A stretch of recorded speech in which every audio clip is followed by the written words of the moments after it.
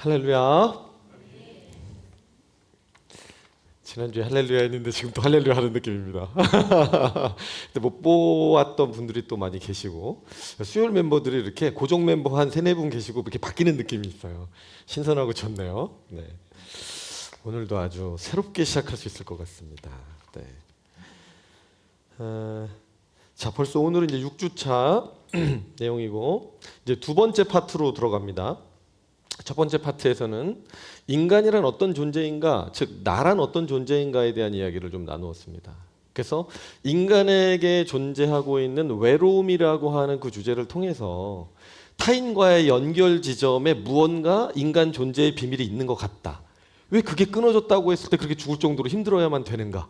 왜 늘 우리는 누군가를 의식하는 가운데 나 혼자 괜찮아라고 말하고 있지만 실제로 괜찮지 않은 걸 스스로가 알고 있을까? 이런 이제 단서를 가지고 인간은 관계적 존재로 창조가 된 것이 분명하다라는 이제 생각을 했었고요. 그렇게 해서 연결로 나아가는 가운데 공동체적 관점에서 봤을 때는 문화라고 하는 장벽이 늘 걸려서 우리는 어떤 누군가를 진정으로 사랑하는 일, 예수를 믿는다고 하면서도 누군가를 받아들이고 수용하는 일에 있어서 상당히 제한적일 수밖에 없는 게, 왜냐하면 내가 특정한 문화 속에 소속돼 있기 때문에 그랬다라고 얘기를 했습니다. 그래서 적당한 거리를 유지할 줄 아는 지혜가 필요하다는 얘기를 살짝 건들고 넘어갔고요. 그리고 레비나스로 넘어가면서 실제로 우리는 이 공동체 안에서 사회 속에서 살아가면서 타자의 얼굴을 바라보며 사는 존재, 즉 얼굴 앞에 선 존재로 살아간다는 얘기를 함으로써 우리는 우리가 받아들이든 받아들이지 않든, 그리고 우리가 그동안 그것을 알았든 몰랐든 간에 타자의 얼굴 앞에서 제발 나를 죽이지 말아줘, 나를 사랑해줘, 나의 필요를 채워줘라고 하는 그 음성을 들으며 살아갈 수밖에 없는 그 존재라는 것을 우리는 알아야 할 필요가 있다라고 윤리적인 차원에서 관계적 존재임을 레비나스가 설명을 했었습니다. 그리고 지난주에는 마지막 네 번째 퍼즐로서 뭐라고 얘기를 했냐면 인간은 연약한 존재로 태어난다라는 얘기를 했어요. 제한된 피조물, 한계적인 존재, 전체를 이루는 존재가 아니라 부분을 이룰 수밖에 없는 존재로 우리는 태어난다. 그렇기 때문에 그 한계적 존재라는 것을 내가 알고 누군가에게 나는 부족해요, 그래서 이 부분의 도움, 당신의 도움이 필요합니다라고 말할 수 있는 공동체여야 그 공동체는 건강한 소속이 가능하고 모두가 상생할 수 있는 공동체가 되는데, 대부분은 이 공동체에서 그걸 약함의 영성이라고 표현을 했는데, 그런 약함이 있는 게 아니라, 소리가 커요? 어때요? 괜찮아요? 네. 그 약함의 영성을 가지고 사는 게 아니라 대부분은 강함의 우상을 가지고 살아간다고 했어요. 강한 자만이 인정받을 수 있다. 그것이 지배하는 사회는 결국은 지옥이 된다고 얘기를 했습니다. 왜냐하면 강함이 우상이 되는 공동체에서는 사람들이요, 다 누구나 약함을 가지고 있고, 인생은 결국 약함에서 시작해서 어린아이의 약함에서 노인의 약함으로 가는 과정이고, 그 안에 피로와 질병과 고통이 있는 게 인생이기 때문에 당연히 약할 수밖에 없고 약한 순간이 언제든 와요. 그런데 모두가 강한 척을 하고 살아간다는 거죠. 가면을 쓴 채.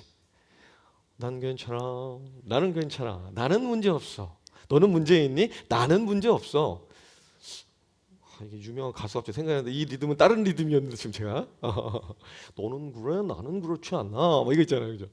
근데 그런 이 연약함이 아닌 강함으로 살아가면 결국 서로 다 죽는다는 거예요. 1등만 살아남는 구조지만 마지막 그 1등도 죽습니다. 왜냐하면 그도 연약한 때가 오기 때문에. 예. 그래서 지난주, 그러니까 지난주 제자반에서 그 어떤 자매가 했던 이야기, 우리 지각도 벌금을 냅시다 라고 제가 얘기를 했더니, 안 돼요 목사님, 그것만은 안 됩니다, 지각만큼은 벌금 내지 말게 해주세요. 그래서 왜 그러지? 왜 그럴까 궁금해했어요. 그랬더니 저도 언젠가 지각할 것 같아서 그래요. 자신의 약함을 인정하게 되면 공동체가 좋아집니다. 벌금 물고 늦는 사람 막 정죄하는 공동체가 되는 게 아니라 누구든 늦을 수 있기 때문에 서로를 먼저 배려해 줄 수 있고, 좀 늦게 오더라도 환대해 줄 수 있는 그런 공동체가 되니까 얼마나 좋겠어요. 그래서 이렇게 함으로써 인간은 어떤 존재인가가 정리가 됐던 거예요. 외로움에 죽을 정도로 괴로워하는 존재이고, 문화적 편견 앞에서 하나 되기가 너무나도 힘든 존재로 우리는 서 있는 존재이고, 그리고 타자의 얼굴 앞에서 늘 무언가 윤리적 책임을 요구받는 존재로 서 있는 거라는 것이고, 그리고 우리는 본원적으로 창조될 때부터 약한 존재로 창조되었다라고 하는 사실을 인정할 수밖에 없는 그런 존재. 그리고 그것을 인정할 때에만 진정한 소속과 공동체를 이루어갈 수 있는 존재라는 것을 살펴보았습니다. 자, 오늘은 이제 2부로 떠나는 거예요. 2부의 여행은 뭐냐? 그렇다면 그러한 네 가지의 통찰 모두가 전제하고 있는 건 타자와의 관계 속에 우리가 서 있다라는 얘기거든요. 그러면 그 타자는 도대체 어떤 존재지? 그 타자가 어떻게 나를 변화시킬 수 있지? 라고 하는 내용에 대해서 이제 깊은 단계에서부터 근본적으로 이제 저희가 이제 탐구를 해 나갈 건데요.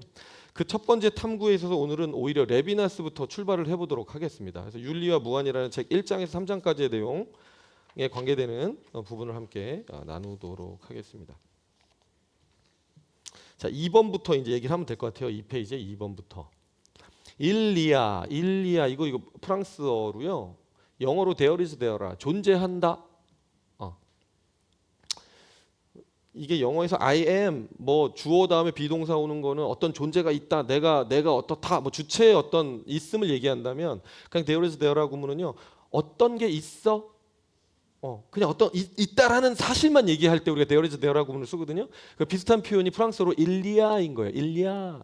그래서 일리아가 뭐냐면 지난번에 사실은 소개가 한번 됐었어요. 우리가 그 얼굴의 책임 얘기를 할 때.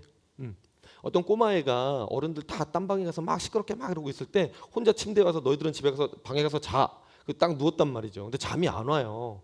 잠이 안 올 때 모든 것이 빛도 없고 멈춰 있고 아무것도 없는 것 같은데 혼자 무언가 존재하고 있다라는 사실 자체만을 인식하는 상태를 우리가 일리아의 상태라는 얘기를 했었어요. 그 설명을 다시 한번 보겠습니다. 레비나스는 철학적 출발점으로 하나의 실험을 제안한다. 세상의 모든 사물을 지워버리는 것이다. 모든 존재자들이 사라지는 거예요. 하늘도 없애보는 거예요. 땅도 없다고 생각해보는 거예요. 사람도 없어지는 거예요. 빛도 사라져요. 그러면 남는 것이 무엇일까? 질문하는데 일반적으로는 아무것도 없다라고 사람들은 생각할 거라는 거예요. 근데 그렇지 않다는 거예요. 레비나스는 아무것도 없는 것이 아니라 있음, 일리아 자체가 남는데요. 존재의 익명적 사실 자체가 남는다라고 얘기를 하고, 말은 되게 어려워요. 그렇지만 알고 보면 이런 거예요. 뭔가 내가 존재하고 있다라고 하는 사실 자체만 남는 겁니다. 뭔가 있네. 죽고 싶어도 죽을 수 없어. 없다라고 부정하고 싶어도 없다라고 부정할 수 없는 어떤 살아있다라고는 어떤 존재하고 있다라는 그 사실이 느껴지는 거예요. 그래서 이렇게 얘기해요. 모든 존재자가 사라진 후에도 아무도 없는 존재의 사실 자체는 여전히 있다. 그것이 일리아다. Existence without existence. existence라는 건 존재자들이거든요. 존재하는 것들이 눈에 보이지 않고 없는 상태에서 그냥 존재 자체만이 있는 상태라고 표현을 하는 건데, 그래서 불면의 밤에 대한 경험이 가장 이것을 잘 설명한다라고 얘기를 해요. 밤에 깨어 있을 때 아무 일도 하지 않고 그냥 누워만 있어서 딱 존재만을 느낄 때 나라고 하는 주체에 대한 의식마저도 사라져요. 인격적인 내가 아닌 거예요. 인격적인 나라고 우리가 인식하는 경우 어떤 경우냐면, 나는 이준청이고 나는 지금 목사이기 때문에 나는 설교를 준비해야 해. 그러니까 나는 설교를 준비하러 책상에 가서 책을 열고 나는 뭐를 해야지. 나는 이준청이고 나는 아빠야. 그러니까 아이들을 돌아보면서 방에 가서 뭐라도 하나씩 얘기라도 해주고 와서 자야지. 라고 나를 의식하는 상태가 주체로 있는 상태고요. 그렇지 않고 그 모든 소유적인 것들, 나를 규정하고 있는 모든 것들이 놓여진 상태에서 그냥 존재만을 응시하고 있는 이 상태를 지금 일리아라고 얘기를 하는 거예요. 그러면서 이 침실의 어둠 속에서 어둠 속에 무언가가 있다. 무언가가 웅웅거린다라고 표현을 해요. 이것이 원초적인 공포의 경험이다. 이 공포는 특정 대상에 대한 두려움이 아니다. 존재 자체의 무게에 짓눌리는 것이다. 도망갈 곳이 없고 눈을 감아도 여전히 나는 존재하고 잠들면 사라질 것 같지만 잠도 오지 않는다. 존재의 음악이 멈추지 않는 상황. 이렇게 묘사를 해요. 있는 그대로 제가 써놓은 거예요. 뭐 100% 이해하지 않으셔도 돼요. 이거 다 이해할 수는 없어요. 그렇지만 하고 싶은 얘기는 뭐냐면 타인과의 관계 속에서 인격적으로 내가 누구라고 정의되기 이전 자연 상태에서 그리고 나라는 존재 안에 갇혀 있을 때의 나를 의식하면서 부담을 느끼는 마음인 거예요. 조금 더 설명하면 이제 뒤에 나오지만 무슨 얘기하고 싶은 거냐면 존재 자체가 나한테 무언가를 요구하기 때문에 부담스러운 거예요. 너 존재하는 거 맞는데 존재가 주어졌다라고 하는 것은 네가 인간으로 존재한다면 인간답게 존재를 유지해야 너는 인간인 거야. 너가 지금 사람답게 살고 있는 거야? 너의 존재는 도대체 뭐야? 어디서부터 어디로 가고 있는 건지 넌 알아? 너는 네가 누구인지를 알고 너의 인생을 사람답게 책임지고 지금 살아가고 있니라고 하는 어떤 그 존재 자체가 주는 부담을 느끼는 상태를 말하는 거예요. 그래서 이런 얘기를 합니다. 이 존재의 무게가 누르는 상태에서 빠져나오는 이행의 원형을 잠을 자는 거라고 얘기를 해요. 그러니까 최초의 형태, 인간이 이 어떤 원초적인 부담감에서 벗어나는 최초의 형태가 잠자는 거래요. 잠들고 꿈을 꾸면 그 안에서 다시 그 존재에 대한 근본적인 어떤 무게감을 잃어버리고 그냥 그 어떤 세계에 몰입할 수 있잖아요. 꿈에서도 우리는 일상처럼 살기 시작하잖아요. 그런 상태. 그래서 그것은 결국 연결이 되면 3페이지 대낮에 깨어서 일하고 생각하고 움직이는 동안 우리가 의식의 초점이 그때부터는 나라는 존재에게 맞춰져 있잖아요. 다시 나는 이준청으로 돌아가잖아요. 그때는 그냥 내가 해야 될 일들이 있고 관계 속에서 나의 임무를 막 수행하면서 나를 의식하고 살죠. 대낮에는 제정신이죠. 쉽게 얘기하면 그 상태가 어떤 무의식 속에는 여전히 그 일리아의 공포가 남아 있지만 그건 이제 무의식의 수면으로 내려가 있고 나의 의식의 상태에서는 그것을 잠시 잊고 살아가잖아요. 그럴 때 주체로서 세워진 상태로 살아가고 있다라고 보는 거예요. 자연 상태보다는 조금 올라와서 의식 안에서 활동하는 나라는 거죠. 그게 이게 바로 이 상태를 데카르트나 칸트나 하이데거 같은 철학자들이 말하는 주체로 서 있는 상태가 되는 거예요. 의식 상태로 봤을 때는.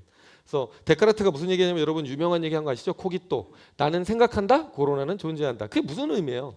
멋있는 말이라고 맨날 나오지만 우리가 의미를 잘 모르지만은 생각하고 있기 때문에 생각하고 있다는 사실만큼은 부정할 수 없다는 거예요. 내가 뭐 하나님이 존재하지 않는다라고 X 그리고 내 아내도 내 아내가 아닐 수도 있어 X 내 생각 속에서 모든 걸 의심해 볼 수 있다는 거야. 그러나 이 생각을 수행하고 있는 내가 존재한다는 사실 자체는 부정할 수가 없잖아요. 즉 생각하고 있다라는 것이 내가 홀로 주체로서 지금 존재한다라는 걸 증명해 준다는 사실 뭐 그런 얘기예요. 쉽게 얘기하자면.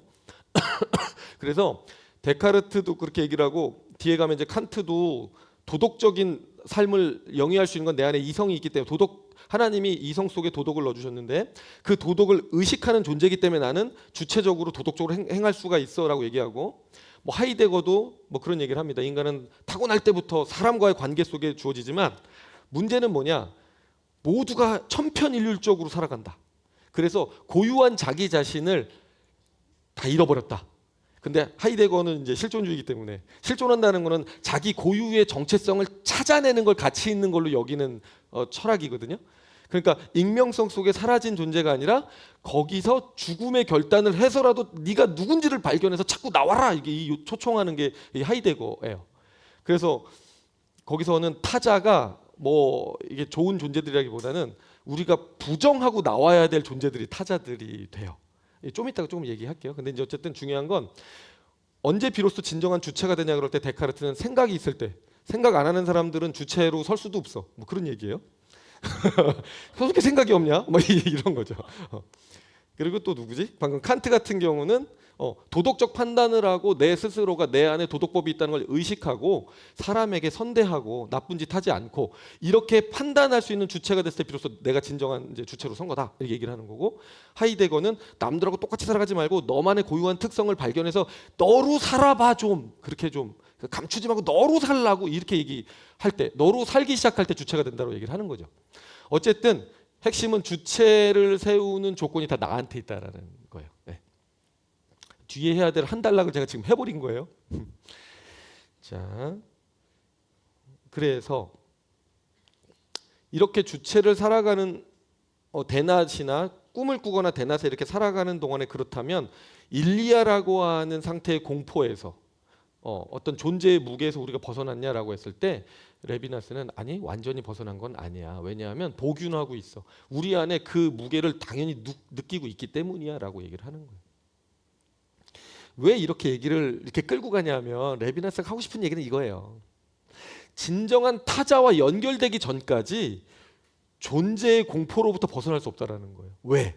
인간은 반드시 연결되어져서 연결 속에서 나의 역할을 할 때에만 자유한 존재고 진짜 인간 존재로 존재하는 존재이기 때문에 타인과 연결되기 전에 혼자 자기 주체로 홀로 서서 혼자 인생에 대해서 무엇이 올바른 거고 인간은 어떻게 사는 거고 아무리 고민해 봤자 답이 안 나온다라는 거예요. 그거는 답을 찾을 수가 없어요. 자기 안에 갇혀 있거든요. 자기 중심성 안에 갇혀 있거든요. 그래서 반드시 타자와 관계로 나아가서 그와의 관계 속에서 그의 얼굴을 보고 내가 이 사람을 도와야 될 게 뭐지라고 발견해서 내가 갖고 있는 무언가로 이 사람을 섬기기 시작할 때, 책임을 져주기 시작할 때 비로소 존재의 이유를 발견했고 의미를 발견해서 그것이 사람답게 사는 것이 되기 때문에 이 세 번째 주제가 타자 유일한 해방의 통로가 되는 거거든요. 그래서 이번까지에 있는 그런 고민들은 일리아에서 밖으로 나올 수가 없는 거예요. 그런 겁니다. 그래서 오늘의 핵심은 이런 거예요. 이 상자가 하나 있어요. 근데 상자 안에 우리가 갇혀 있는 거예요. 나 혼자 이렇게 있어요. 이거를 일리아라 그러는 거예요. 일리아라고 하는 거예요. 근데 이 상태에서 아무리 자기가 주체라고 그러고 막 데카르트처럼 하이데거처럼 칸트처럼 아무리 내가 뇌가 있으니까 생각하고 있으니까 주체인 거야. 내가 도덕적인 양심을 갖고 있으니까 주체인 거야. 내가 나만의 고유한 특성을 갖고 있어. A형이야, B형이야, AB형이야. 내가 갖고 있으니까 내가 주체인 거야. 라고 아무리 떠들어봤자 이 자기 중심성 안에 갇혀 있을 때는 절대로 참된 인간이 될 수 없다는 얘기를 하고 여기서 나와가지고 누군가 또 다른 사람을 왜 여자를 그랬을까? 연애는 아닌데요. 어쨌든 또 다른 사람을 이게 뒤에 김춘수의 꽃이 나와서 내가 약간 이렇게 보는 게 그렇게 하는데 자 치마예요? 자 죄송해요. 무슨 비행기 같죠? 잘못 그렸어요 오늘. 화가의 아들인데 그림 너무 잘못 그렸어요. 자, 내 커리어에 키스가 났습니다. 이렇게 열정이 앞서면 좀 이래요. 죄송해요. 누군가 이 타자와 연결이 될 때만 이 연결이 일어날 때에만 우리는 참 인간이 될 수 있다라고 얘기를 하는 거예요. 이 레비나스가 해주고 싶은 얘기는 여기서 나와야 된다는 거예요. 근데 이 타자라는 개념은 타자는 어떤 거냐면 지난번에 그런 얘기했죠. 손에 잡히지 않고 미지의 세계, 영원히 하나 될 수 없는 존재 같은 이제 여자를 설명할 때 남자에 대해서 그렇게 설명을 했었는데 내 지식으로도 붙들려지지 않는 존재. 내가 파악했다라고 말했으나 파악되지 않는 존재. 이질적이어야 돼요. 나랑은 달라야 돼요. 물과 기름처럼 섞이지 않는 존재여야 돼요. 그 존재를 만나는 것만이 나라고 하는 동일한 성분에 맨날 나잖아요. 아무리 돌고 돌아서 생각 많이 해도 나는 나잖아. 내 중심적으로 생각하잖아요. 그 나를 벗어나는 경험을 한단 말이에요. 그렇게 해서 타자를 이렇게 잡히지 않는 존재, 그 고유성이 내 안에서 파악되지 않는 존재라고 얘기를 해요. 조금 더 읽어보면서 할게요. 이거 되게 재밌는데. 옛날에 보면 대학교 때 교수님들이 재미 하나도 없는데 혼자 계속 웃어요. 영시를 읽으시면서 막 웃으세요. 계속 웃어. 와, 나 진짜 정말 화가 나가지고 저는 이제 그런 게 좀 힘든 사람이에요. 왜 웃어야 되는지 이유를 알려달라는 거야. 화가 나면 왜 화가 나는지 이유를 알려달라. 근데 교수님들이 혼자 막 이렇게 한 줄 읽고 혼자 막 웃어. 설명도 안 해줘. 계속 웃어. 그래놓고 자기 수업 되게 잘한다고 막 그러시는 거예요. 나는 정말 그런 게 너무 제가 방금 왜 그러냐면 이게 재밌어요라고 했기 때문에 이 얘기를 조금 해드리는 거예요. 저는 절대로 혼자 재밌어서 재밌다고 얘기하지 않아요, 여러분. 실제로 들어가 보면 재밌습니다. 자, 같이 볼까요? 네. 되게 이기적인 강의자가 되면 안 되니까. 일방통행이 되면 안 되니까. 자, 3번이에요. 타자 유일한 해방의 통로. 레비나스의 가장 핵심적인 통찰이 여기서 나온다. 일리아의 공포에서 그리고 자아에 갇힌 존재의 피로함, 홀로 존재의 무게를 지탱하는 이 힘겨움에서 빠져나오는 유일한 방법은 타자와의 관계뿐이라는 것이다. 지식, 항상 이 지식의 문제를 가져오는 게 참 참신하고 재밌어요.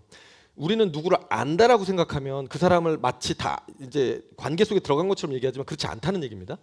지식은 이 문제를 해결하지 못한다. 아무리 많이 알아도 지식은 결국 세계를 자아 안으로 끌어들이는 것이다.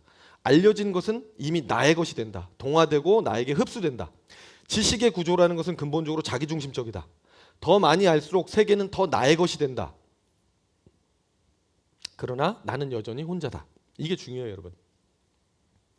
아무리 누구에 대해서 내가 많이 안다라고, 내가 예수님에 대해서 압니다, 내가 복음서의 내용을 비유를 다 설명할 수 있습니다 라고 말하지만 실제로 예수님 만나본 적이 없어요. 하나님 만나본 적이 없어요. 그러면 그 사람은 진짜로 안다고 말할 수 있을까요? 여전히 자기 자신 안에 갇혀 있는 거잖아요. 예수 믿는다고 교회를 30년 40년을 다니는데 하나님을 만나본 적이 없는 거예요. 그런 사람들 만나보면 딱 느낌이 와요. 되게 지식은 많이 하는 것 같은데 왜 가슴은 냉랭할까? 한 번도 누구를 사랑해 본 적이 없는 사람처럼 사람을 대해. 이상한 거죠. 레비나스가 약간 그런 얘기하고 있는 거예요. 지식으로 아무리 누구를 안다라고 말한다 한들 그건 진짜 아는 게 아니라는 거예요.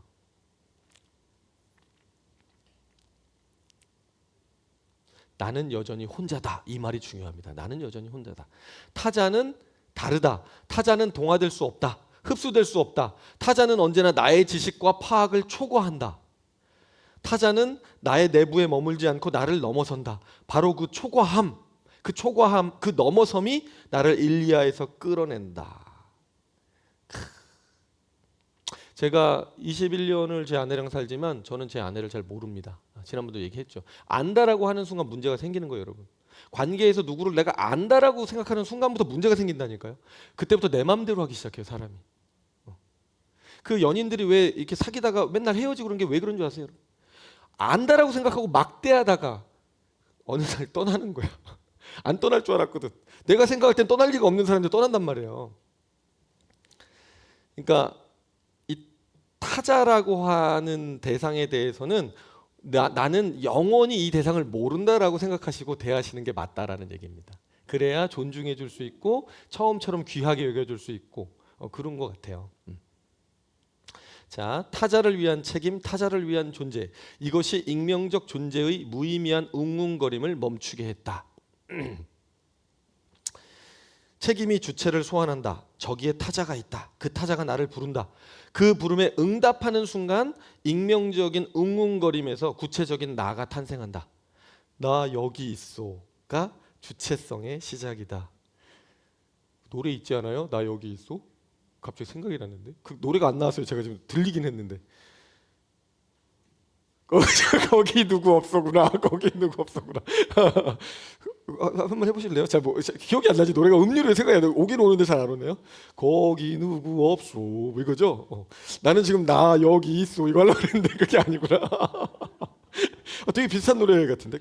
거기 누구 없어는 아직 그 일리아에 갇혀 있는 상태인 거죠. 아직 못 만난 거죠, 그죠? 근데 이제 여기서 말하는 나 여기 있어는 누군가 나를 부른 거예요. 밖으로 나온 거야 일단. 근데 거기에 응답할 거냐 말 거냐의 문제인 거죠, 지금 그죠? 그렇습니다. 그래서 이사야서에도 보면 이런 말씀 있잖아요. 내가 또 주의 목소리를 들으니 주께서 이르시되 내가 누구를 보내며 누구를 위하여 갈고 하시니 그때 내가 이르되 내가 여기 있나이다 나를 보내소서. 이사야 선지자가 하나님의 그 어떤 사명의 요구 앞에 대답을 하잖아요. 이런 거, 이런 순간이 책임을 지겠다라고 나서는 이런 순간이 진정한 주체로 세워지는 시간이고 자리라고 레비나스는 얘기하는 거예요. 응답했을 때. 자, 김춘수의 꽃을 한번 보겠습니다. 제가 꽃이 생각이 났어요. 제가 오늘 점심에 점심을 먹고 나서요. 항상 먹고 나면 이제는 걸어야 된다. 저도 이제 몸이 좀 오기 때문에 조언을 받아들여서 걸어야 되는데 날이 너무 좋은 거예요. 그래서 저 하천을 걸었습니다. 이렇게 쫙 걸었어요. 그 오래간만에 그냥 도로를 걸어도 되는데 왠지 물가 쪽으로 가보고 싶더라고요. 오늘은 왠지. 그래서 그 다리, 그 돌다리를 건너는데 이야, 건넜더니 아주 좋은 선물을 하나님이 주셨는데, 제가 초등학교 때 그 온양 그 충청남도 온양이 저 본 적인데, 거기를 가면 민속마을 있고 그러면 물레방아도 있고 물들이 막 그러거든요. 그러면 그 흐르는 그 어떤 그 동네 그 시골에서 흐를 때만 나는 그 물 냄새가 있어요. 약간 비릿하기도 한데 있거든요. 근데 그 냄새가 딱 느껴지는데, 와, 그 어린 시절의 느낌이 정확히 기억이 났어요. 한 40 몇 년 만에 기억이 났어요. 근데 너무 신선하고 좋은 거예요. 그 냄새가 그 어린 시절로 돌아간 듯한 느낌이 나고. 그래서 다리를 건너가지고 보는데 그 냄새가 저를 오늘 자극한 거예요.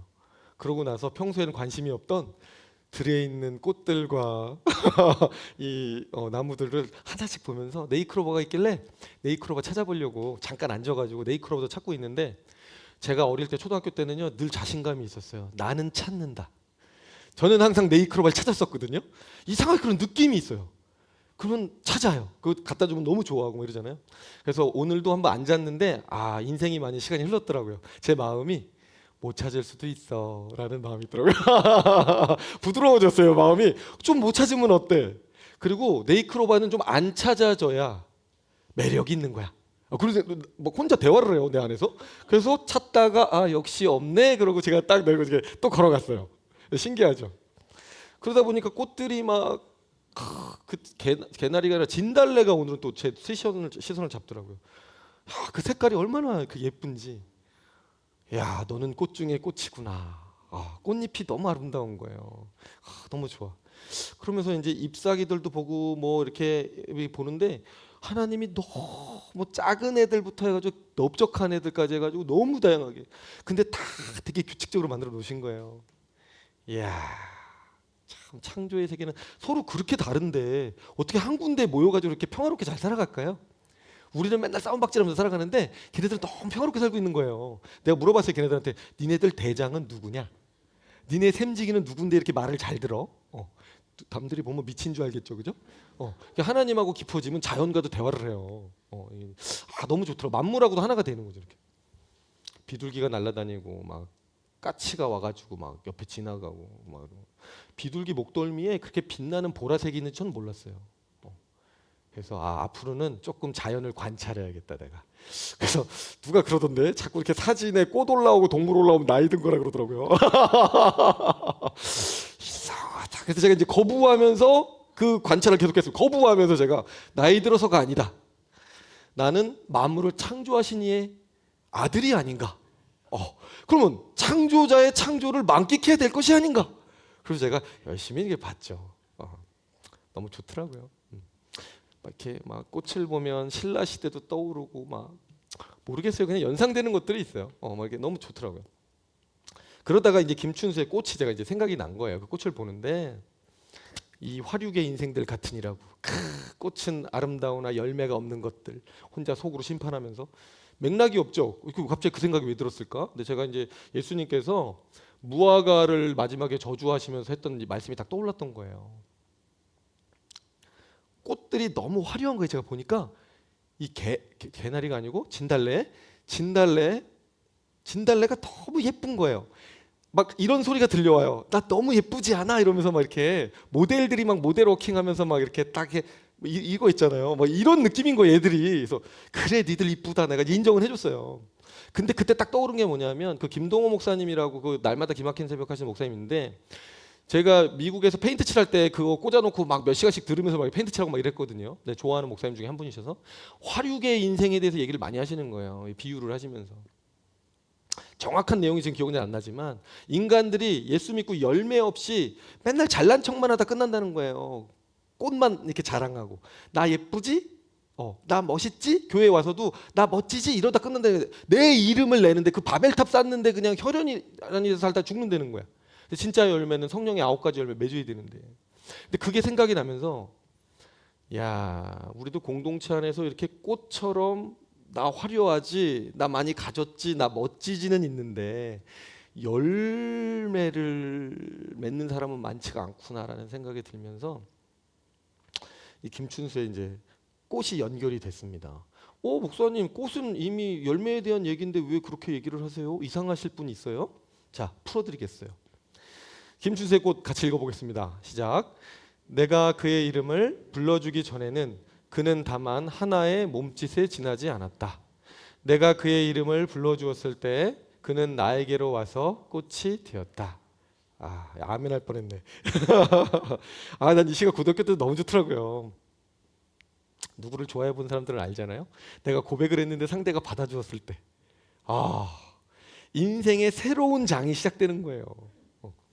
그 천국의 계단 보면은 오빠가 있다 하면서 죽는 장면 기억나요? 신현준 씨가 그 누구지? 저기 영원한 힘의 힘의 누구냐? 공주 최지우, 우리 지우 힘의 지우 공주 지키려고 자기가 대신 막 죽는단 말이에요. 제가 그거 보면서 저런 멍청한 놈 여자 하나 때문에 죽기까지 하다니 이렇게 생각했을까요? 저는 그렇게 생각하지 않았어요. 나 같아도 죽겠다. 너무 멋있지 않나? 권상우에게 넘겨주면서까지 그 사람을 지켜주고 싶어? 나는 근데 넘겨주진 않아요. 나는 죽어도 내가 차지하죠. 그러나 죽는 척하면서 내 사랑을 보여줄 수는 있어. 죽진 않아요. 네. 죽어야 멋지긴 한데 못 죽겠더라고.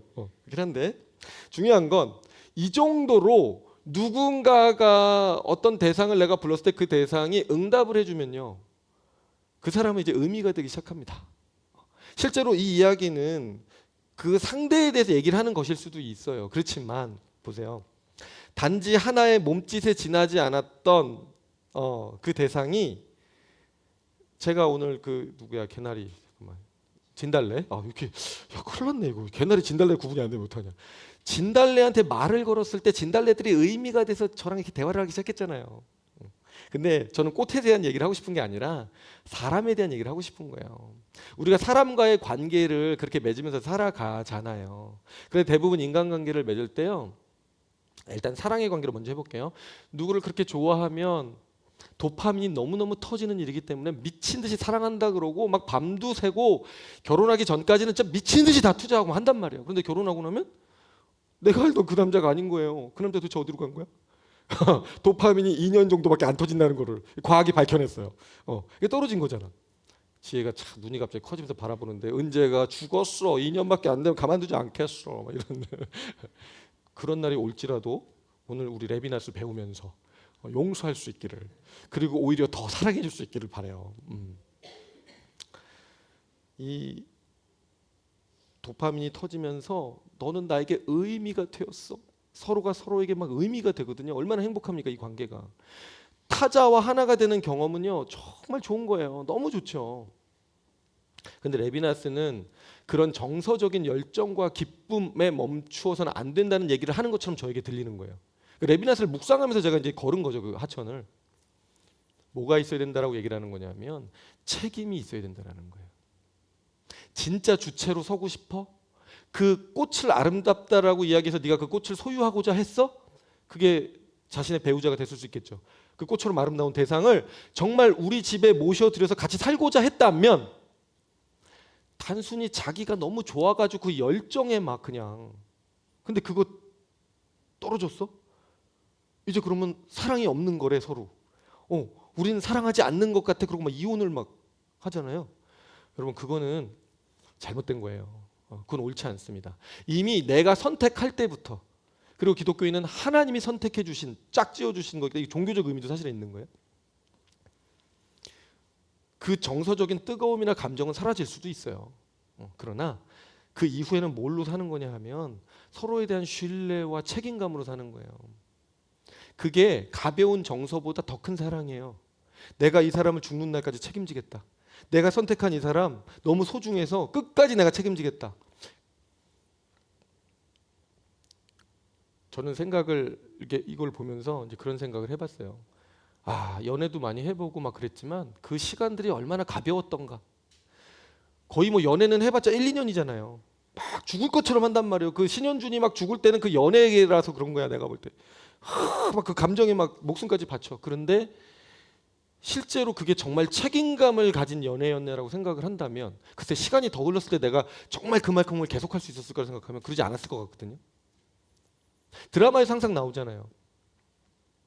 고시 공부할 때 여자친구가 정말 자기 모든 사비 털어가지고 막 간식도 갖다 주고 밥도 챙겨주고 좋아하는 남자친구 성공하기를 바라면서 다 투자해 주잖아요.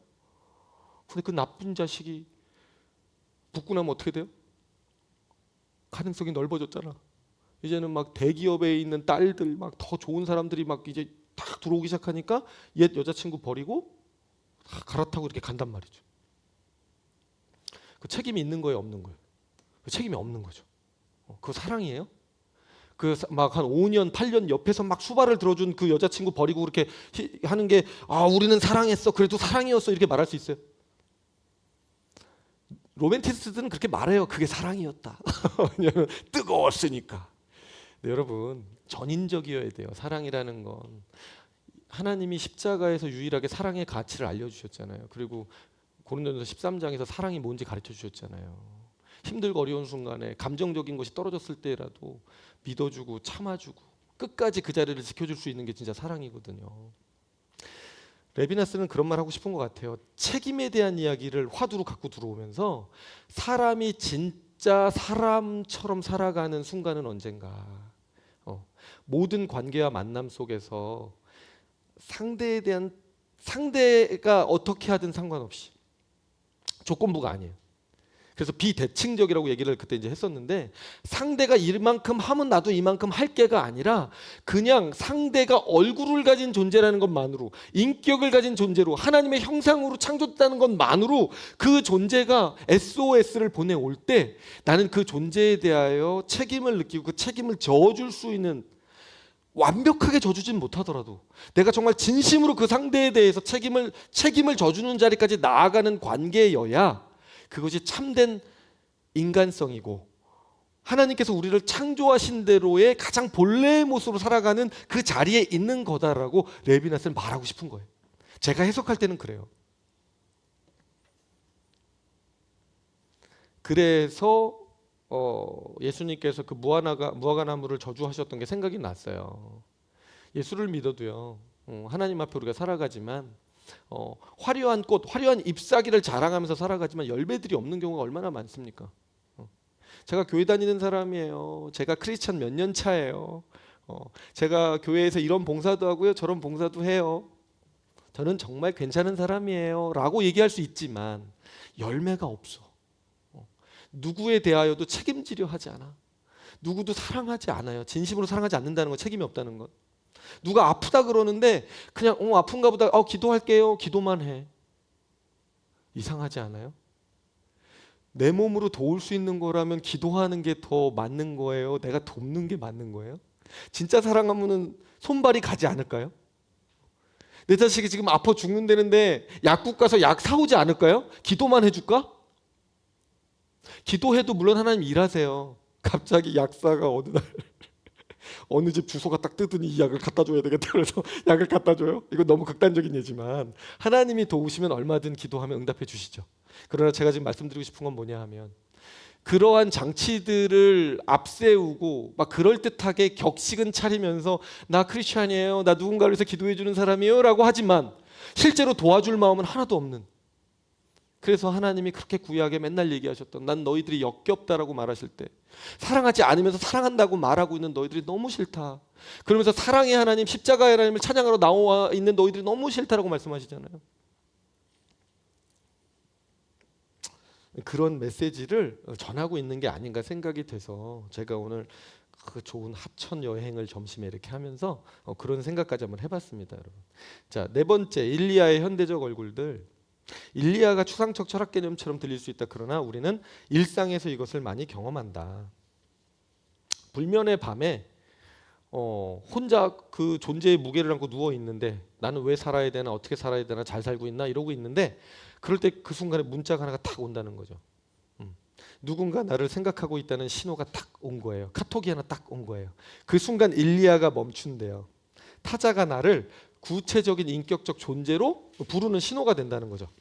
물론 그것에 어떻게 응답하느냐에 따라 또 그 열매는 달라지겠지만 그리고 번아웃과 존재의 피로, 자아에 갇혀버린 존재의 피로, 오로지 나의 성공, 나의 성취, 내 인생이 실패할 거냐 아닐 거냐, 나의 가치만 생각하면서 열심히 살아가는 그 존재는요, 결국 타인과 연결되어져 있지 못할 때 여전히 그 외로움과 고독의 무게 속에서 존재의 무게를 안고 힘들 수밖에 없고 피로감에서 해방될 수가 없다라는 거예요.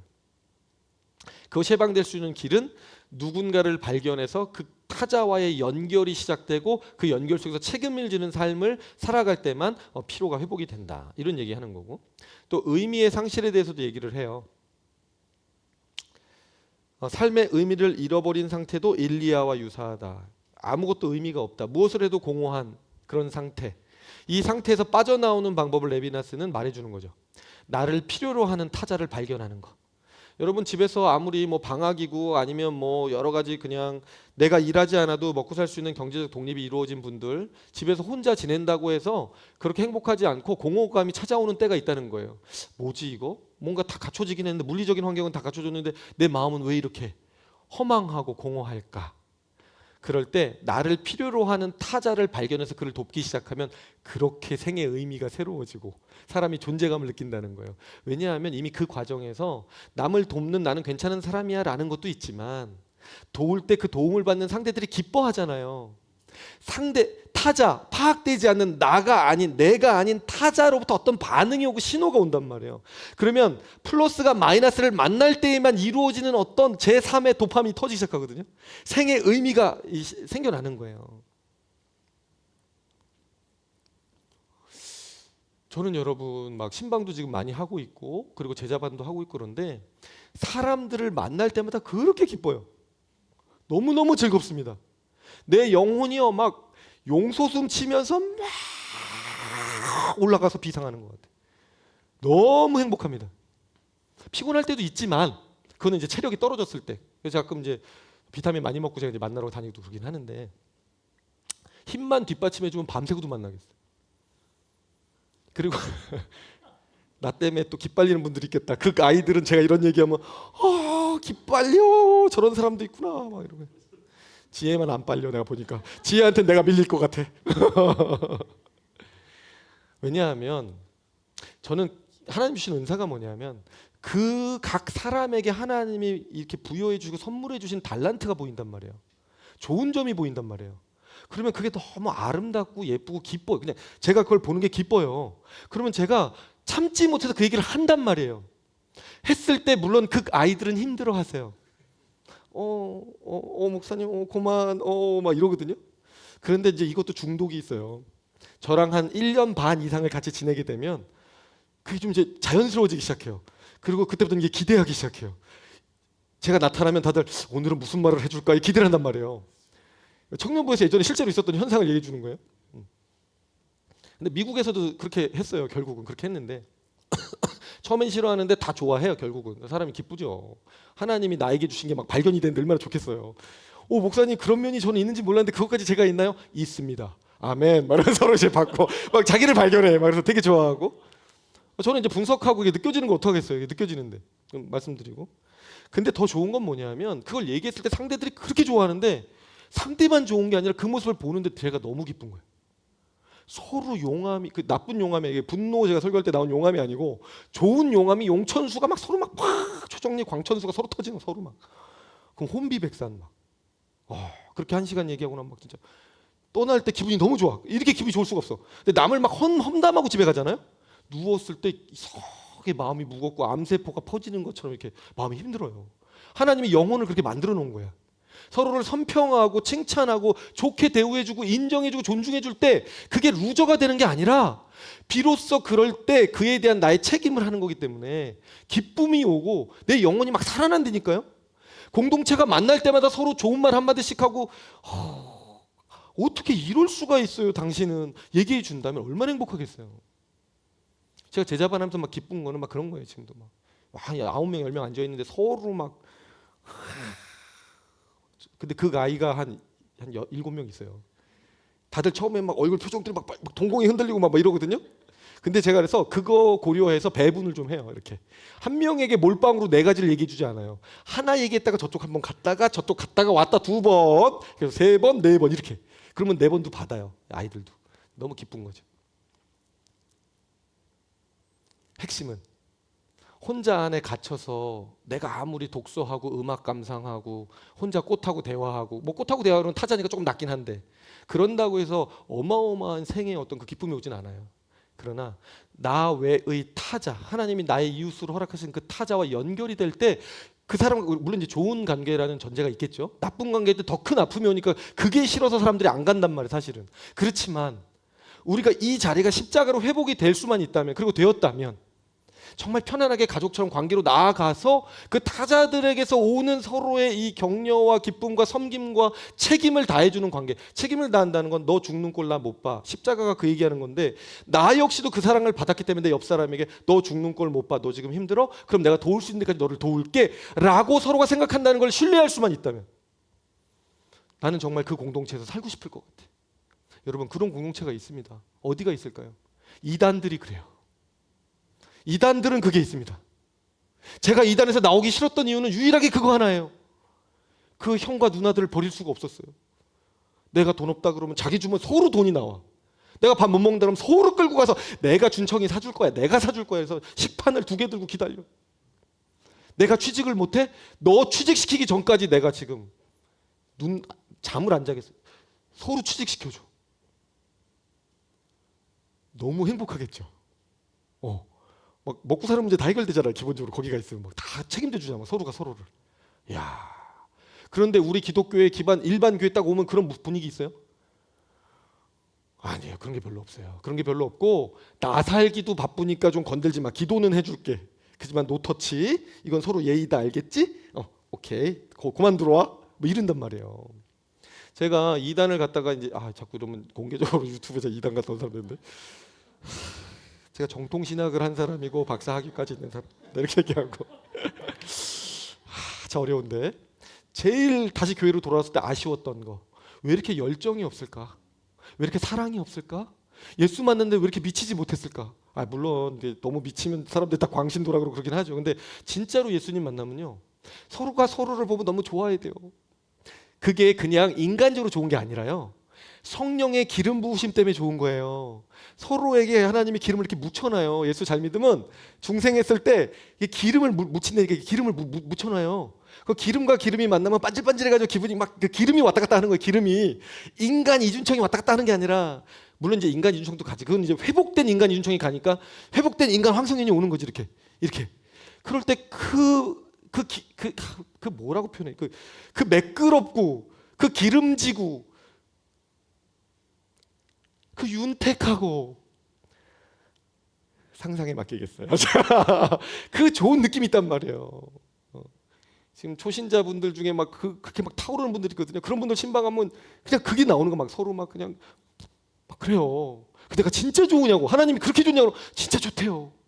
와, 신기하다. 내가 막 이래요. 내가 막 목사인데 신기하네. 어떻게 이런 일이 있지? 막 이러고 이제.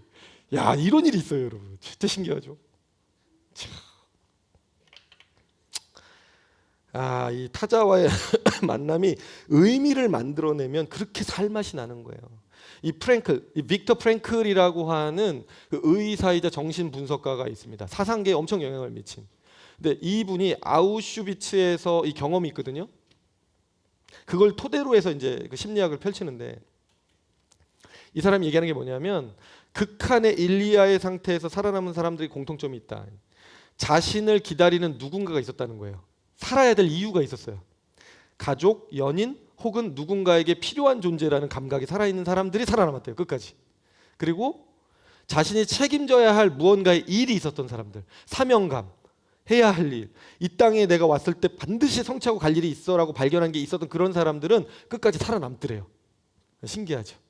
삶의 의미를 만들어내기 때문에 그래요. 관계 속에서 누군가에게 내가 무엇이 되어줄 수 있다라고 하는, 그리고 그래야 한다라고 하는 그 정도의 관계가 있을 때 사람이 사는 맛이 있고 살아야 될 절실한 그 이유를 갖게 되더라는 거예요. 그 얘기를 하는 겁니다. 그러니까 이러니 관계가 얼마나 중요합니까? 저희가 한국에 들어오려고 했을 때 여러 이유가 있지만 바이셈이 하나님의 뜻이기 때문에 들어와야 된다는 이유도 있지만 개인적인 이유도 있었습니다. 뭐냐 하면 부모님들이 나이가 들어가고 계시다는 거예요. 너무 오래 외국에 나가 있었어요, 저희가. 그래서 오늘도 저희 아내가 장모님 뵙고 온 것 같더라고요. 왜 갔을까요? 건강을 살펴드리고 전도하려고.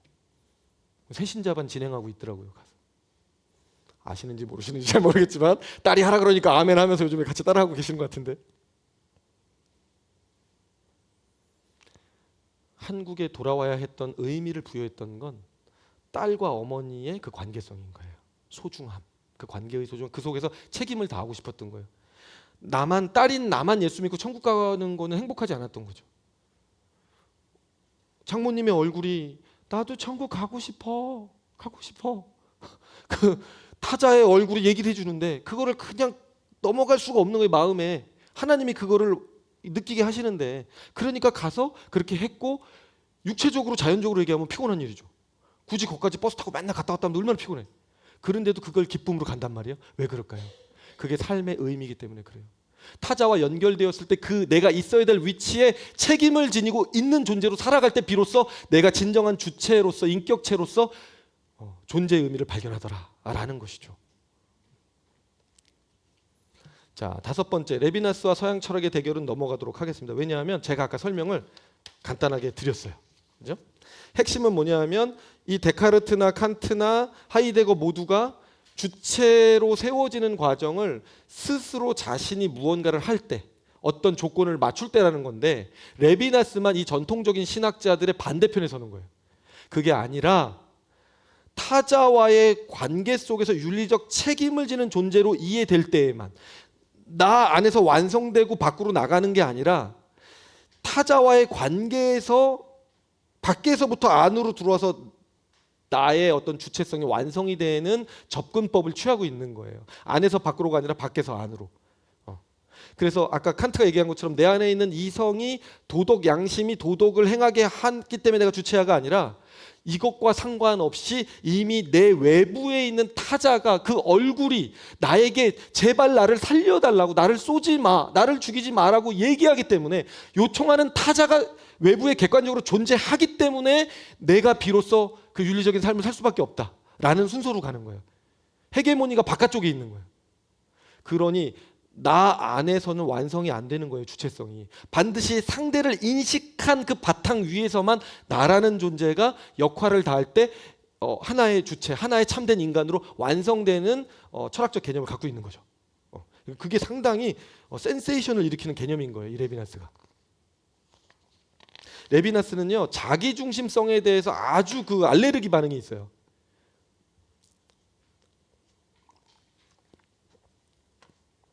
그러니까 김춘수의 꽃에서도 너는 나에게 의미가 되고 나는 너에게 의미가 된다라면서 상호성이 들어오는데, 약간 상호성은요 조건부일 수가 있어서 레비나스에 의하면 이 조건부는 진정한 책임을 지는 게 아니거든요. 상대가 어떻든 상관없이 절대적 명령으로 나한테 주어지는 거예요. 절대적으로 그 사람이 지금 나한테 조금 잘하고 못하고가 중요한 게 아니라 인간이기 때문에, 하나님의 형상이기 때문에 나는 이 사람의 얼굴에 대하여, 이 사람이 겉으로 괜찮은 척해도 이 사람이 지금 힘들어 보인다면 이 사람에게 다가가 주겠다라는 결단을 하고 살아가는 거, 그게 진짜 사랑이고 진짜 인간됨이고 진짜 주체됨이라고 얘기하고 싶은 거예요. 멋있지 않아요? 멋있죠. 그래서 6번째는 신학적인 통찰로 연결을 한번 시켜봤어요, 여러분. 이건 레비나스가 한 얘기는 아니고 제가 생각을 해본 건데, 7페이지입니다.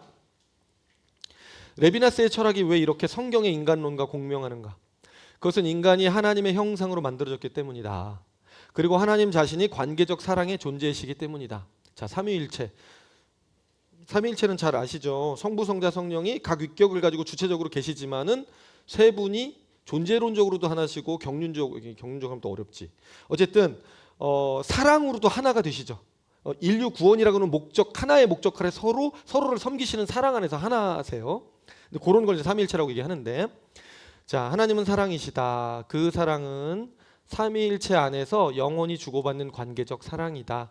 성부가 성자를 사랑하고 성자가 성부를 사랑하고 그 사랑의 교통이 성령이시다. 여기서 중요한 것이 있다. 성부, 성자, 성령은 각각 고유한 위격으로 인격이란 말이에요. 인격으로 존재하신다. 서로 흡수되거나 동화되지 않는다. 각각이 주체로 존재하신다. 맞죠? 세 분은 구분이 된다는 거예요. 그냥 성부가 성령이고 성자가 성령이고 이건 아니라는 거예요. 반드시 다르다. 그러나 동시에 셋은 사랑의 관계 안에서 하나이시다. 각 위격이 주체이되 서로의 필요를 채우는 관계 안에서 사랑과 책임으로 하나를 이루신다. 즉 노란 글씨죠. 주체로서 구분되지만 사랑 안에서 분리되지 않는다.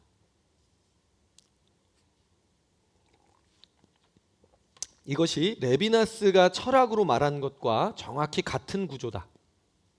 즉 타자는 나로 흡수되지 않아요. 나는 타자로 흡수되지 않아요. 각자 고유한 주체로 존재해요. 그러나 그 관계 안에서만 참된 존재됨이 완성되는 거예요. 그래서 저는 이렇게 말해볼 수 있다고 생각한 거예요. 삼위일체가 인간관계의 신학적인 원형인 거예요. 인간이 어떻게 관계를 맺어야 되는지가 삼위일체 하나님의 모형을 통해서 원형으로 존재한다는 거예요. 각자가 구분되시지만 사랑에 있어서 하나로 서로를 도우면서 돌고 돌아요. 아버지가 계획을 세우시고 아빠가 십자가에서 죽음으로써 인류를 구하는 계획을 세웠거든. 성자 하나님께서 알겠습니다. 말없이 묵묵히 죽기까지 순종해서 자기가 그걸 수행을 하시는 거죠. 이제 그것을 이어받아서 성령이 성자 하나님 올라가시고 성령이 우리 안에 오셔서 그 행했던 모든 것들을 기억나고 알게 해주시는 거예요. 깨닫게 해주시는 거예요. 그래서 우리로 변화의 길을 살게끔 해주시는 거죠. 그 모든 걸 보시고 또 성부 아버지는 성자에게 하늘과 땅의 모든 권세를 허락하세요.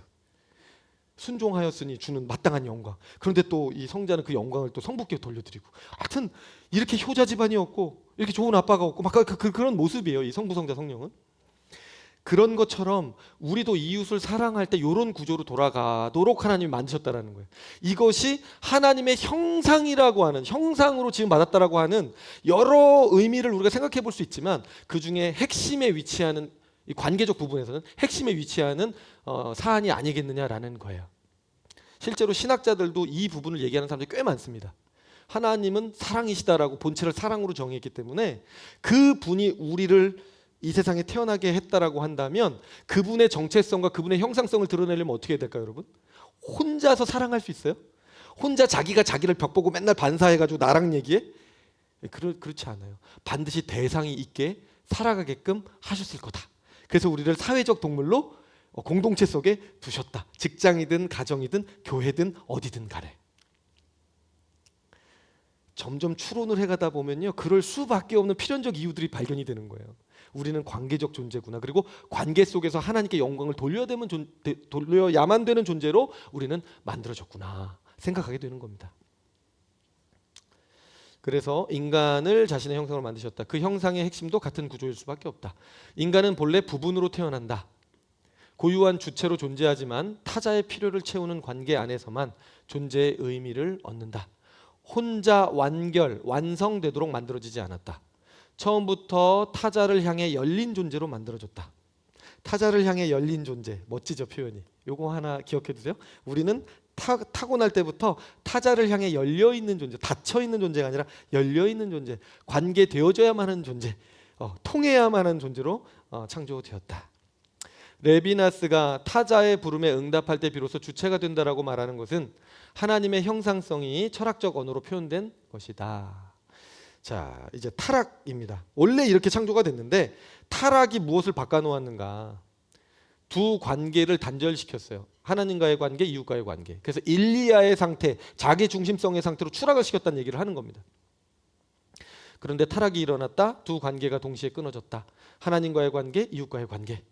아담이 숨었다. 하나님과의 관계 깨어진 거죠. 가인이 아벨을 죽였다. 이웃과의 관계가 깨어진 거죠. 그 순간 인간은 사랑하도록 만들어진 존재인데 사랑할 수 없는 상태, 관계하도록 만들어진 존재인데 관계가 끊어진 상태에 갇혀버리고 말았다. 이것이 타락 이후 인간의 일리아의 상태, 즉 자신 안에 갇힌 상태, 타자와 연결이 끊어진 상태, 혼자가 된 상태이다. 사랑의 존재가 사랑 없이 혼자 존재를 연명하는 것, 하나님과도 단절되고 이웃과도 단절된 채 자기 안에 갇힌 것, 그 공허함, 그 무게, 그 의미 없음이 바로 일리아이다. 인간은 홀로는 삶의 의미 자체를 발견할 수 없는 존재가 되었다. 본래 누군가에게 무엇이 되어주기 위해 이 세상에 왔는데 그럴 때에만 의미를 발견하는 존재로 만들어졌는데 그 누군가의 연결이 끊어졌기 때문이다. 다 자기만을 위해서 살잖아요. 사람들이 이기적으로 정말 자기만 잘 되려고. 그러니 행복할 리가 없는 거예요.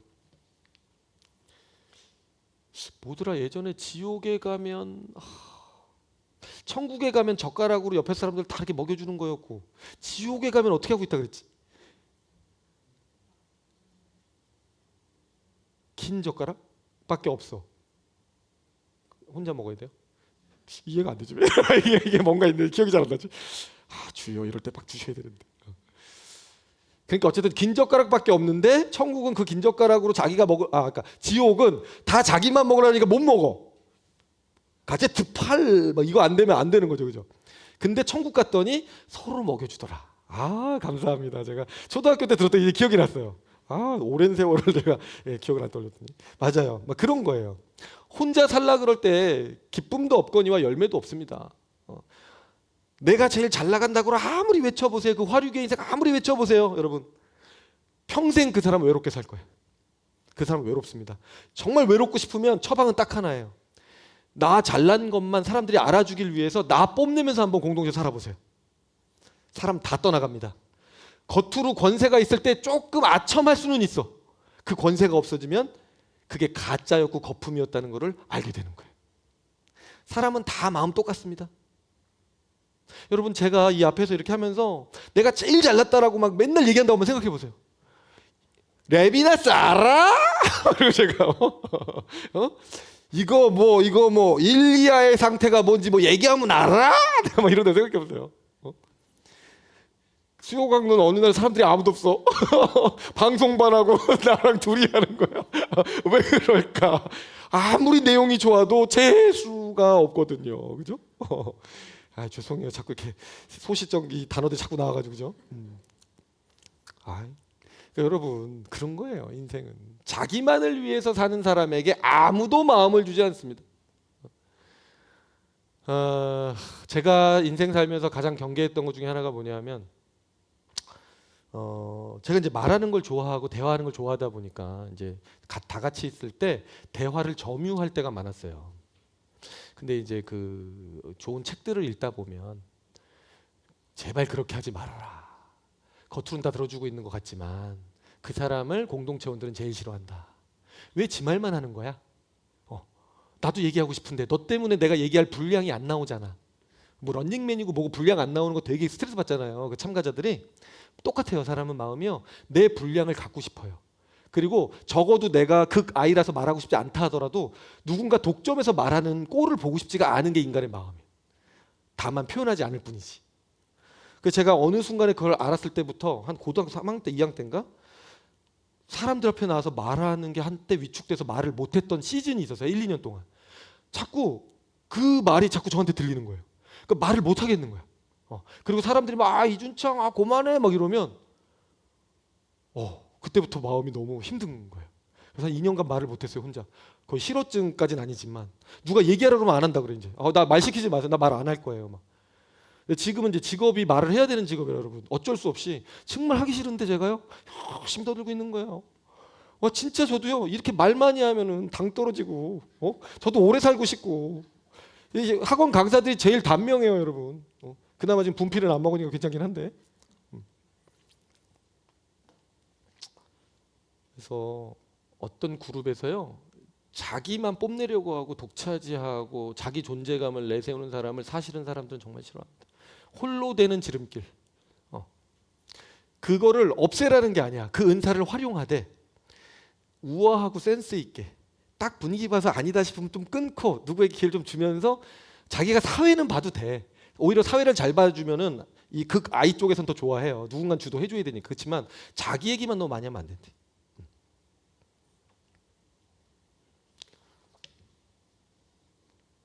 자, 자기 중심적 존재가 갖는 힘듦에 대한 얘기를 이제 하느라고 제가 말씀을 드렸고요.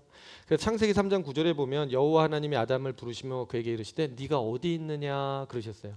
타락하고 나서 네가 어디 있느냐 물으신 거는 하나님이 진짜 전지전능하신데 어디 있는지 몰라서 물으신 게 아니고 위치를 묻는 게 아니라 관계를 묻는 것이었어요. 네가 있어야 될 자리는 나와 연결되어 있던 자리 아니니 아담아. 네가 있어야 될 자리는 하와 혹은 다른 사람들과 사랑으로 연결되어져 있던 그 자리 아니니. 근데 너는 지금 어딨니?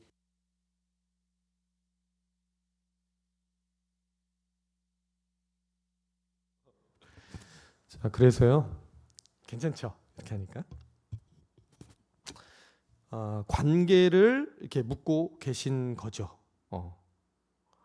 그래서 타락이라고 하는 것은 결국은 하나님과의 관계가 끊어진 자리, 그리고 이웃과의 관계가 끊어진 자리에 있는 거죠. 자, 그러면 복음은 무엇을 하는가? 이 먼저 오신 하나님의 부름이 참 은혜가 되는 거예요. 이게 참 십자가는 아무리 묵상해도 끝이 없으니 이 깊이를 어떻게 할까요? 자, 복음은 정확히 이 지점에서 작동합니다. 하나님이 먼저 오셨습니다. 타자로서의 하나님이 먼저 우리를 부르셨습니다. 우리 벨도 없으신 하나님, 그 정도 인간들이 그렇게 하나님을 깎아내리면 모른 척 하실 만도 한데 여전히 너는 내 아들이라. 그리고 또 오신 거예요. 십자가에서 먼저 책임을 지셨습니다. 우리가 주님께서 우리에게 어떠한 깊이의 사랑을 보여주신 것인지 전혀 그 가치를 알지도 이해하려고도 하지 않던 그 시점에 이미 십자가에서 모든 책임을 지셨습니다. 레비나스가 그렇게 책임을 져야 된다고 얘기할 때 하나님은 먼저 타자로 찾아오셔서 책임을 지신 거예요. 상호성을 조건으로 내걸지도 않으셨어요. 너희들이 이렇게 하면 내가 십자가 져줄게도 하지 않으셨어요. 그냥 져주셨어요. 묻지도 따지지도 않고 돌아가 주셨습니다. 우리의 죄값을 치르시기 위하여. 우리가 아직 죄인 되었을 때에, 우리가 아직 일리아 안에 갇혀 있었을 때에 이미 오셨습니다. 이것이 레비나스가 말한 비대칭적 책임의 신적인 원형일 것입니다. 십자가는 단순히 죄의 용서만이 아니라 일리아에 갇혀있는 우리들의 자아의 해방입니다.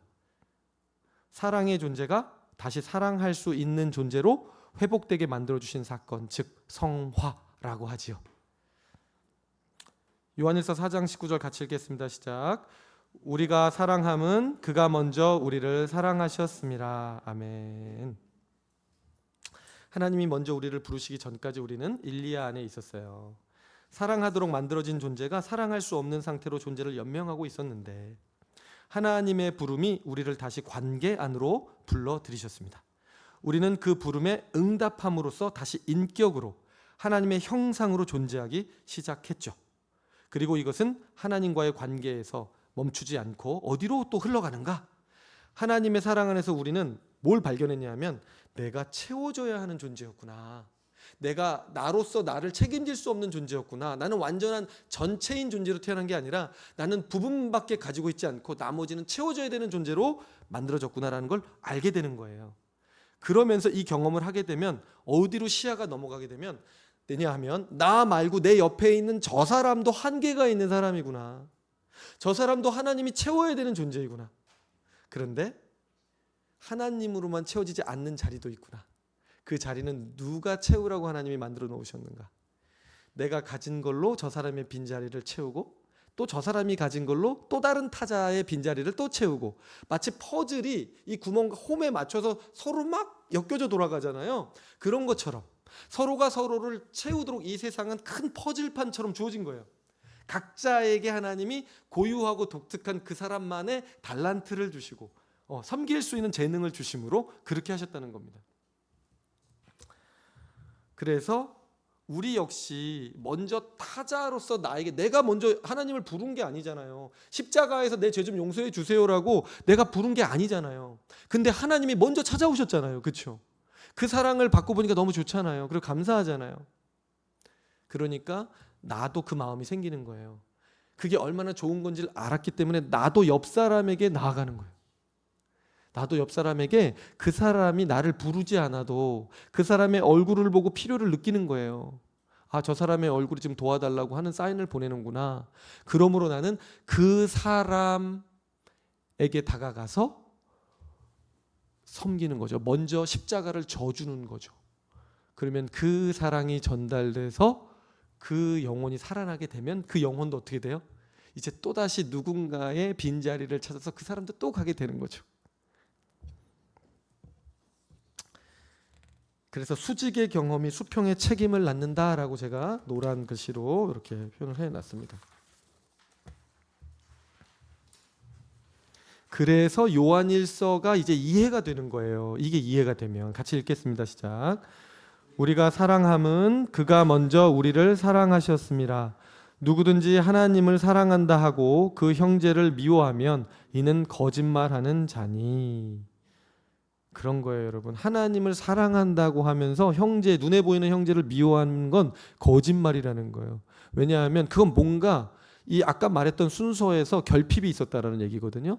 내가 하나님의 사랑을 충분히 경험하지 못했다는 의미일 수도 있고, 그 얘기는 내가 하나님을 충분히 사랑한다라고 말하는 것도 거짓일 수 있고, 사랑받지 못했는데 어떻게 사랑할 수 있겠어요? 말이 안 되는 거죠. 그렇기 때문에 만약에 정말 그 타자로서 나를 먼저 일리아의 상태에 있는 무의미에 있던, 사랑해야 되는 존재가 사랑하지 못한 채 살아가고 있던 나를 하나님께서 먼저 십자가에서 불러내 주셨다라면, 거기에 응답한 사람이 맞다면 나도 이제는 누군가를 찾아가서 그 얼굴을 보고 불러내주는 사람이 돼야 되겠죠. 먼저 십자가를 져 줌으로써. 그래서 작은 촛불 하나가 옆에 있는 촛불도 불 붙여줘서 그 촛불들이 많은 세상이 되는 거. 그래서 예수님의 사랑이 예수님의 십자가에서만 했는데 온 세상에 그의 제자들과 정말 그를 따르는 자들에 의해서 끊임없이 또 하나의 촛불이 서서 세상이 환해지는 거. 그게 하나님 나라의 비전이에요, 여러분. 여러분 한 사람 한 사람이 가슴속에 그 사랑의 촛불을 안고 나아가셔야 되는 거예요. 근데 이 안에서 우리끼리 먼저 그 불이 안 붙으면 어떡하겠어요, 그렇죠? 그건 아닌 거겠죠. 세상이 그럴 거 아니에요. 친절한 금자씨, 너나 잘하세요. 너희 교회나 사랑하세요. 그러지 않겠어요? 그러면 안 되죠, 여러분. 이기사역의 최고 비전은 자나깨나 불조심이 아니라 자나깨나 사랑하기, 하나님 나라의 본질 완성하기, 나의 인격이 예수님 닮아가기, 거기에 있어요. 그래야 양적인 확장, 물리적 확장도 의미가 있습니다. 그게 안 된 상태에서 그냥 분립개척한 교회래, 너무 깨끗한 교회래, 멋진 교회래, 사람들이 막 밀려왔어, 막 확장돼. 근데 사랑은 없어. 그러면 분립개척이 큰 의미가 없어요, 여러분. 큰 방향성 아시겠죠? 네, 이 일에 우리가 하나가 됐으면 좋겠습니다. 네. 진정으로 깨어난 사람은 이웃을 향해 수평의 책임도 열린다라는 거. 이것이 2부 전체가 앞으로 탐구하게 될 내용입니다. 자, 7번 레비나스와 바니에의 대화. 둘을 한번 연결해 봤어요. 레비나스가 말하는 일리아라고 하는 그 상태는요, 바니아가 말했던 외로움의 상태에서 겪는 어떤 두려움과 힘겨움, 그것과 비슷하다. 그래서 바니에가 묘사한 외로움, 즉 타자가 나를 원치 않아 하는 것, 나는 사랑받지 못하다라고 느끼는 것, 연결의 단절을 느끼는 그 상태가 레비나스의 일리아의 구체적 경험입니다. 존재의 익명성 속에 던져진 인간의 가장 원초적인 상태. 연결이 끊어져 있는, 그래서 익명성이라는 거예요. 그리고 두 사람 모두 같은 방향을 가리키는데 뭐냐 하면 타자와의 관계만이 이 상태에서 벗어나는 길이라고 말을 해주고 있는 것입니다. 그리고 참 타락한 인간은요, 타자와의 연결을 시도해 놓고도 거기서 또 이기적으로 자기 걸 취한단 말이죠. 그거를 지금 안 된다라고 얘기하는 거예요, 이 레비나스는.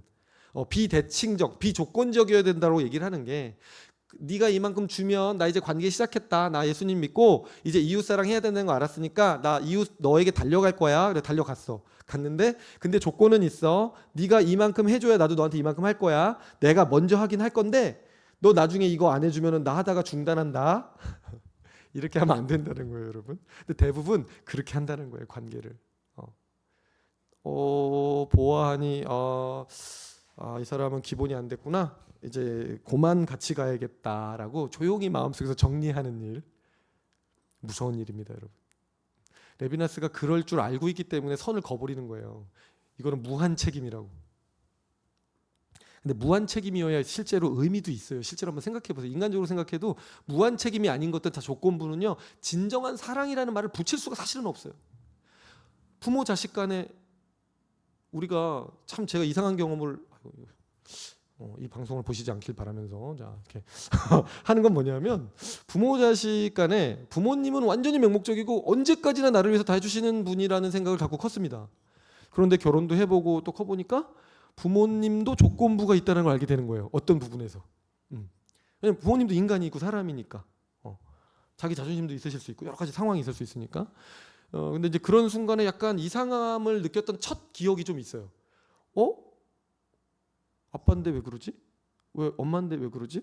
왜 이렇게 반응하시지? 이런 시점이 이렇게 있는 거거든요. 그러면서 뭘 느끼냐면, 이게 사랑이야? 이거 엄마야?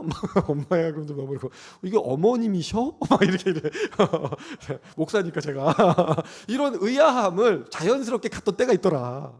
있더라. 아니 어떻게 애들을 안 봐준다는 얘기를 할 수가 있지? 막 예를 들면 이런 거. 바쁘셨는데 중요한 건 뭔가 조건이 붙는 순간 뭔가 사랑이라는 이름을 붙일 수는 없다라고 하는 걸 본능적으로 안다는 거예요. 사람은 뭔가. 그렇죠. 부부간에도 마찬가지잖아요. 부부간에도 모든 관계가 마찬가지인 것 같아요. 그래서 타자와의 관계만이 혼자의 일리아의 상태에서 나오는 건 맞는데, 나오더라도 조심해야 된다. 여전히 자기중심적 관계를 맺는 경우가 많더라. 내가 성공하기 위한 수단으로 만들어 버린다거나 그건 아니라는 거죠.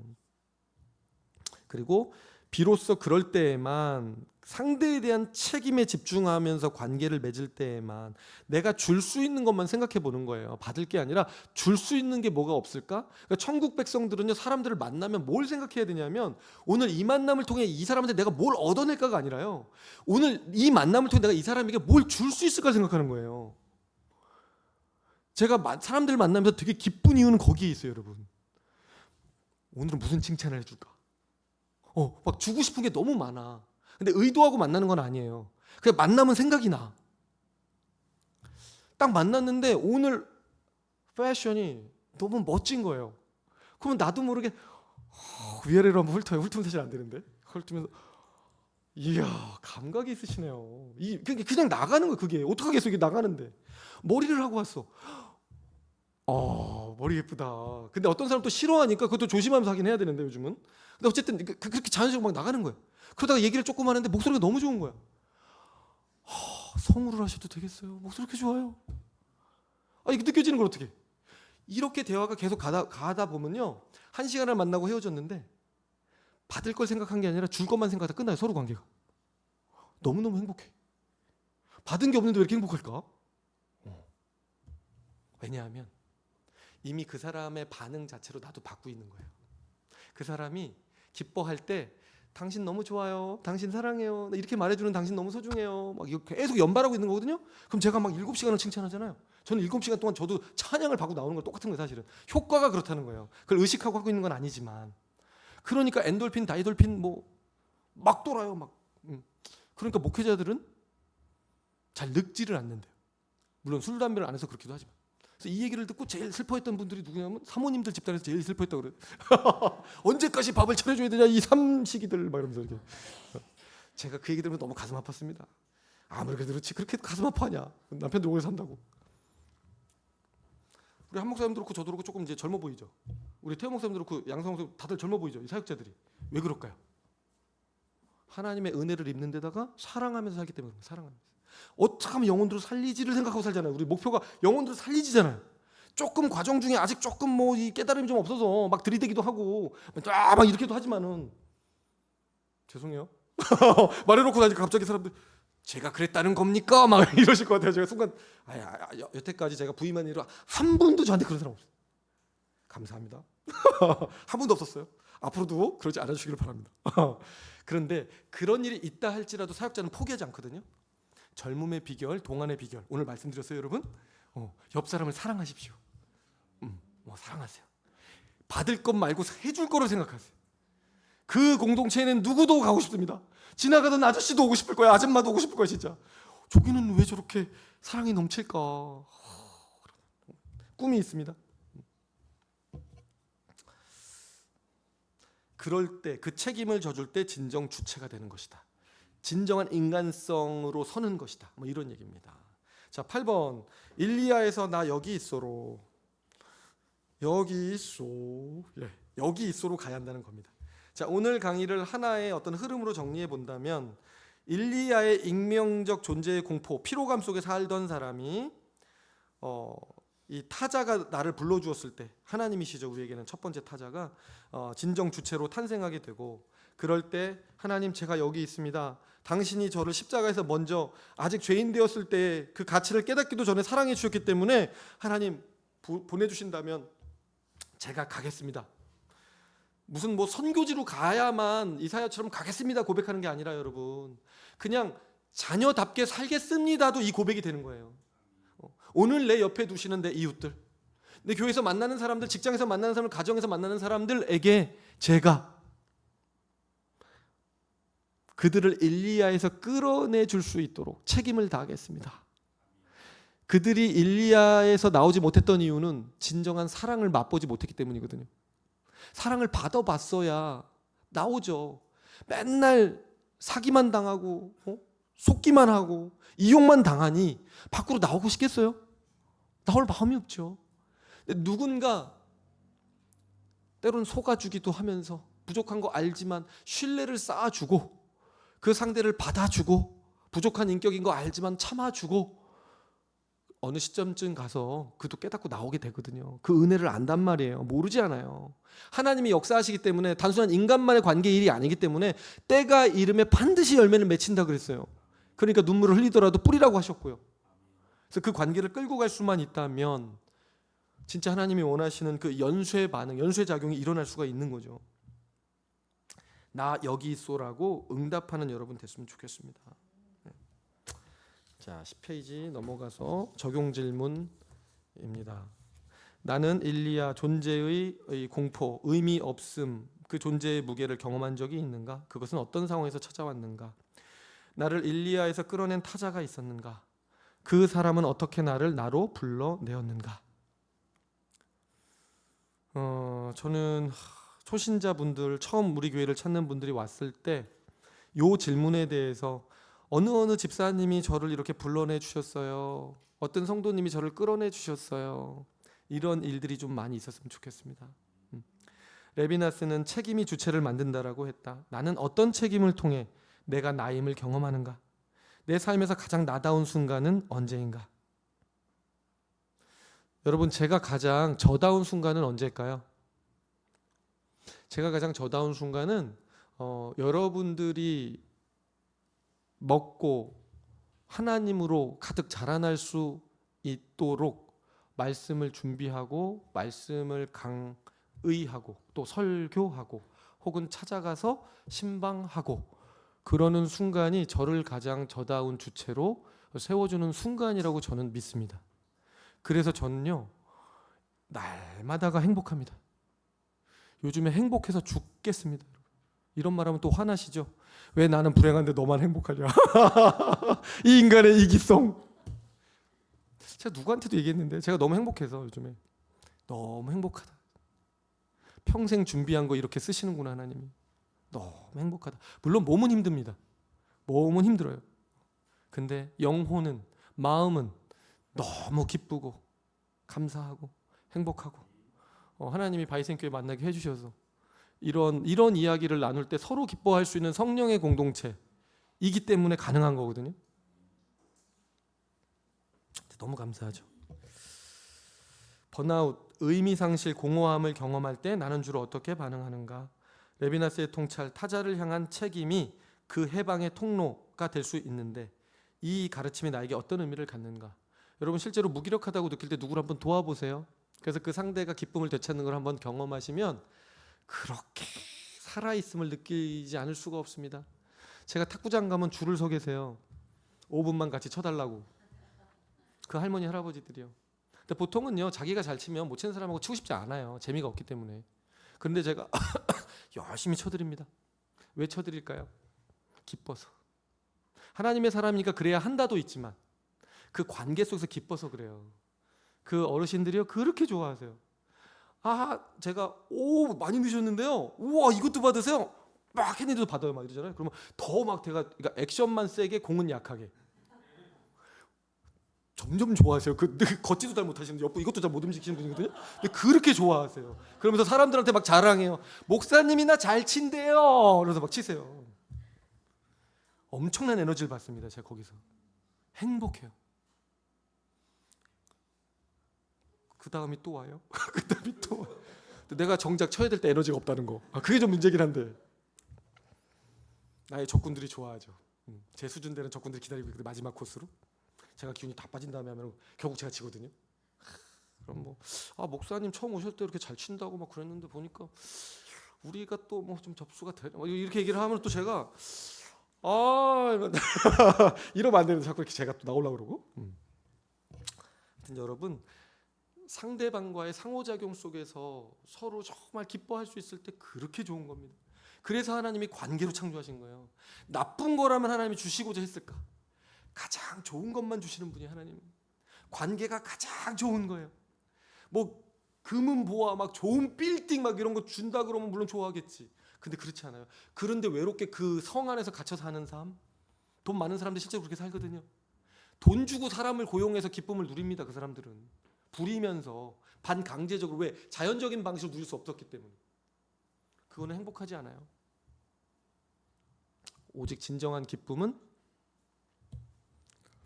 정말 인간 대 인간으로 소유가치 다 버리고 그냥 알몸 그대로 진짜 어떤 소유가 벗겨진 존재 자체로 만나졌을 때 내가 너 사랑해, 너에 대한 책임을 다 할게, 조건 필요 없어. 왜? 너는 소중하니까. 여기까지 들어가지면요 회복이에요.